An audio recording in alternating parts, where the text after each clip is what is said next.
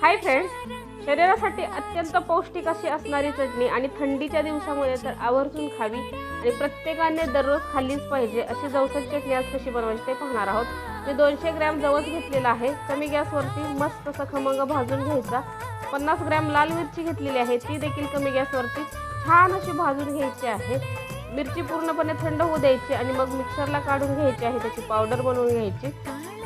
त्या पावडरीमध्ये थंड झालेला भाजलेला जवस ॲड करायचा आहे, लसूण ॲड करायचा आहे, काळं मीठ ॲड करायचं आहे चवीनुसार, तुम्ही साधं मीठ वापरलं तरी चालेल आणि मस्त असं हे सर्व मिक्सरला फिरवून घ्यायचं आहे।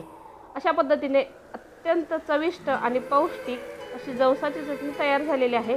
तर तुम्हाला हा माझा व्हिडिओ कसा वाटला हे कमेंट करून नक्की सांगा। व्हिडिओला नक्की लाईक करा आणि चॅनलवरती नवीन असाल तर नवनवीन रेसिपीसाठी चॅनलला सबस्क्राईब करायला विसरू नका। फेसबुक आणि इंस्टावरती पाहत असाल तर फॉलो करायला विसरू नका। धन्यवाद।